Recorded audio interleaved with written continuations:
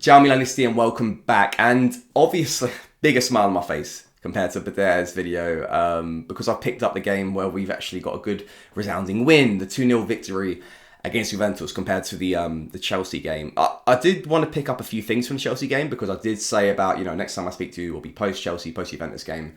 I was not happy with that performance at all. And to be honest, I agree everything with what Bader said in his recap video, review video of the Chelsea fixture away from home in the Champions League on Wednesday night. So if you haven't already, please watch that Bader recap. I think it's actually spot on. Everything with his points there and his passion behind it as well is perfect. And coming away from that and going into the Juventus game, obviously some major red flags coming from certain players and the performance and the energy we went into that Chelsea game. And there was the concern of how we're going to bounce back from that, a resounding 3-0 loss away from home, Dest being completely awful, Ballatore, the formation, Krunic at right wing, Giroud, there was a lot of question marks. And we have to say, going into this Juventus game, coming away from this Juventus fixture, so many boxes have been ticked with, for me personally, Stefano Pioli, tactically and his selection choices. And I think tactics is a massive thing as well.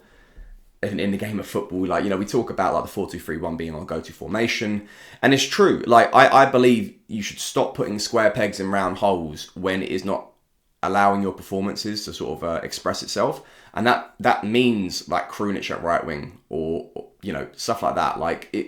If we can select a formation that gets the best out of players, and we're going to come on to this as well, the 4-3-2-1 that we played against Juventus really gets the best out of certain players. Tomat Pobegga's obviously a prime example of that as well. Not having a right winger right now that's fit and anyway probably good at the moment, even when they are fit, is an alternative that I really like. I think we've spoken about it many times. Well, I think I've done tactic videos recapped in the past, maybe about back threes, but this is certainly one I've actually gone to as well, especially when we brought Pobegga back. We signed Ranks. We still have, Krunic as well can play in one of those free positions too. And he did actually when he came off the bench against Juventus. So there's a lot of things to recap here. But I just do believe that we should stop trying to sort of bottleneck ourselves into this 4-2-3-1 and really adapt. And I sort of have to give massive credit to Stefano Pioli, the fact he did that in such a big game as well, and it worked completely. So let's get into the Juventus game fully. Before I get onto this though, I do want to say, so my brother lives out in Dubai. He's a Juventus fan for context.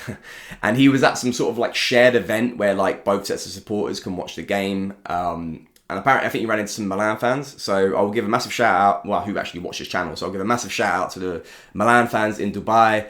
Really happy that you guys watch this channel and obviously keep with us. And that kind of goes to everyone around the world, just sort of, I think that's what I've learned probably from my time of being with Simple in Milan, that the world becomes much more smaller with fans that you can meet and then become friends with. So I'm just really happy that there are people, literally overseas that watch this content, keep up with the news coming through. So it's, massive credit to what the boys do and the sort of Ollie and Isaac who write up all the articles, the guys for the podcast. So it's really good to hear that you're sort of getting this praise around the world, which is good. So yeah, shout out to you guys in Dubai and love the support. Back to the Juventus game.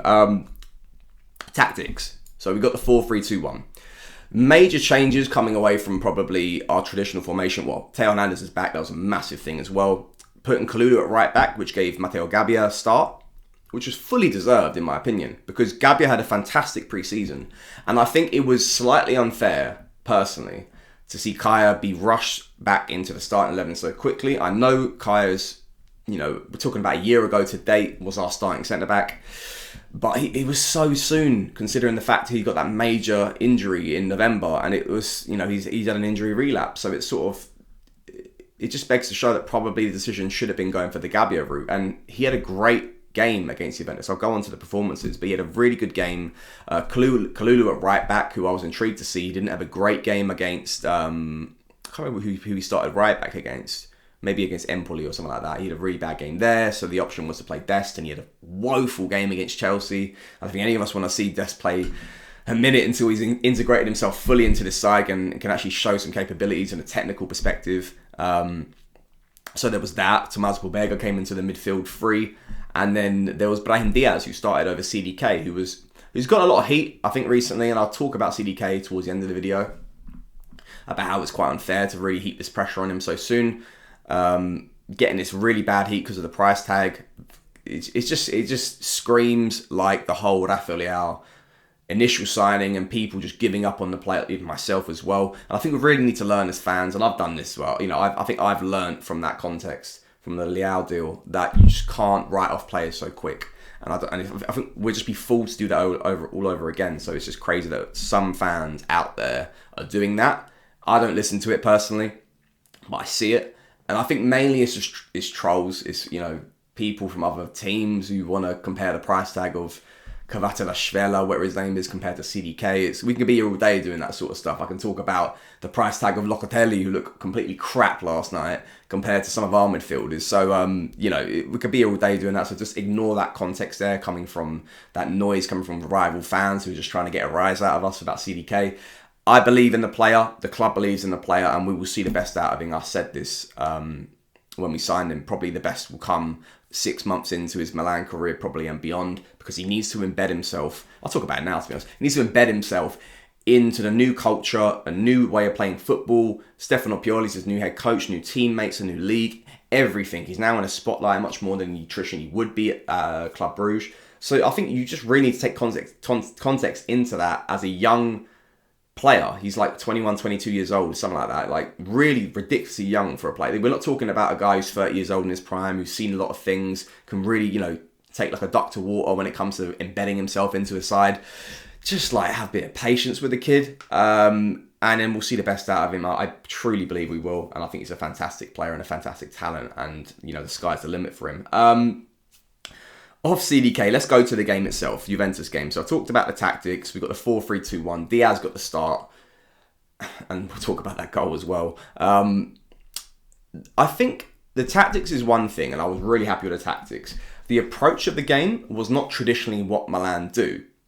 And when I talk about that, I talk about what I know this team can do is the high press, and it leads from the front and it goes all the way to the back as well. That press is just so... The synergy of the press is completely through the starting 11, and it kind of wasn't there from the the front three. Like, Giroud pressed slightly, but Rafa wasn't pressing. We didn't have a right winger that was really pressing. We were allowing those Juventus centre backs to have a bit more time on the ball. Those full backs have a bit more time on the ball. It reminded me of what Chelsea were doing to us. They were like, you kind of bring the ball up a bit more forward and we'll draw you out.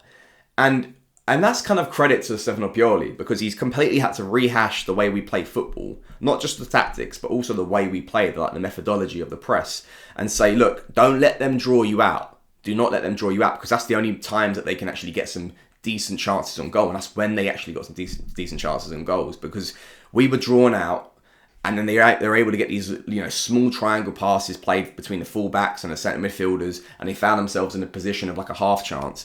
But other than that, they were not going to create through a press. They were never going to create through good technical ability, great passing. It was always going to come from ugly football. So I will say that we kind of had to change our methodology completely to facilitate the fact that they play such dross football. And this is something as well I want to talk about. How can a Juventus fan watch that on a weekly basis? I know they're really upset with Allegri and his tactics right now, but they're lingering on banter. They're lucky they've got some okay signings and they get some fortunate, refereeing decisions along the way as well. But they are lingering on it. They could easily get a conference league spot this season, because they play such bad football.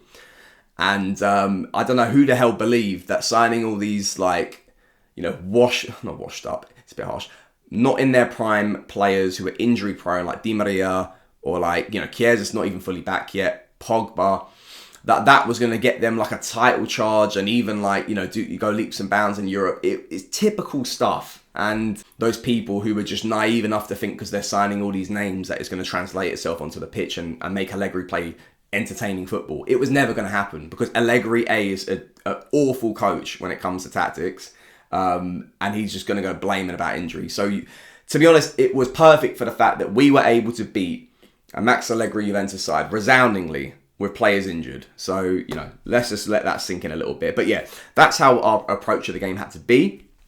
And And I'll make some notes as well about some decisions that were made tactically with the personnel and how they translated to on the pitch. Pobega was the most, I think we saw Pobega was the most like pressing centre midfielder from those sort of three. Allowed Tonali and Benacer to have that deeper role to really sort of make the hustle there with the challenges in the traditional centre midfield position. We allowed Pobega to sort of progress up the pitch a little bit more, find himself in positions where probably he was used to from his time at Spezia and Torino, being in that sort of back three formations with five midfielders.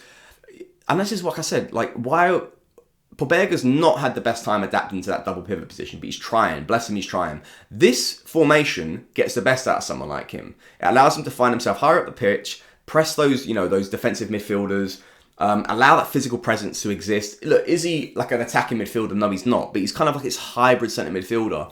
And he didn't have an amazing game, but he had a solid game. He allowed us to wear down that Juventus midfield, not allow them too much time on the ball. And he needs to work a little bit more on his technical ability, but he's a big lad, to be fair, and I think there are certain limitations about him.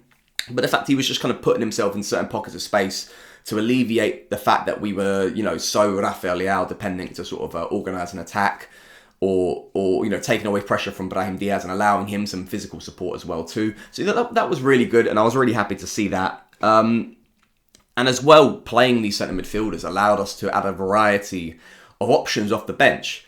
I look at the substitutes that came on, Rebic, Krunic, Origi, CDK.